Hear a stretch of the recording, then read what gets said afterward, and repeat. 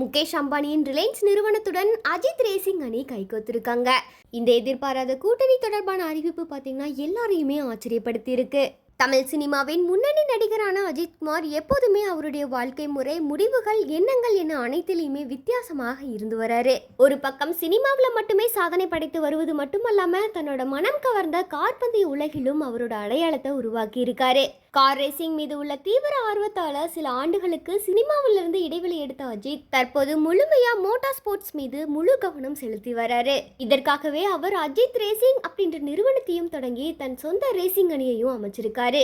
இந்த ஒரு அணி பாத்தீங்கன்னா துபாய், பெல்ஜியம் உள்ளிட்ட பல நாடுகள்ல சர்வதேச பந்தய போட்டிகள்ல பங்கேற்று அதுல வெற்றி பெற்றும் அசத்தி இருக்காங்க. இப்ப ரீசெண்டா நடந்து முடிந்த கிரெவென்டிக் 24 ஹார்ஸ் ஐரோப்பிய எண்டூரன்ஸ் சாம்பியன்ஷிப் போட்டியில அஜித்குமார் ரேசிங் அணி கலந்து கொண்டு 3வது இடத்தை பிடித்து உலக அளவுல கவனம் ஈர்த்திருக்கு. இந்த ஒரு வெற்றியை தொடர்ந்து பல்வேறு சர்வதேச பந்தய போட்டிகளில் பங்கேற்கும் திட்டம் பாத்தீங்கன்னா தற்போது தீவிரமா நடைபெற்று வருது. இதனால இந்தியாவை ஒரு உலக மோட்டார் ஸ்போர்ட்ஸ் அரங்கில் ஒரு முக்கியமான இடத்துல நிறுத்துவதுதான் இந்த அணியோட ஒரு முக்கிய இலக்காவே இருக்கு. இதை தொடர்ந்து நடிகர் அஜித் தற்போது வெளிநாடுகளில் தங்கி தினமும் பல மணி நேரம் பயிற்சியில ஈடுபட்டு வர்றாரு. தன்னோட ஒவ்வொரு பந்தயத்திலும் இந்தியாவின் பெருமையை உயர்த்த வேண்டும் அப்படின்றதே அவரோட நோக்கமாவே அமைஞ்சிருக்கு. இந்த ஒரு நிலையில யாரும் எதிர்பாராத ஒரு விதமா அஜித்குமார் ரேசிங் அணியோட ரிலையன்ஸ் கன்சியூமர் ப்ராடக்ட் லிமிடெட் நிறுவனம் இணைந்து பணியாற்றும் ஒரு புது கூட்டணி அறிவிக்கப்பட்டிருக்கு.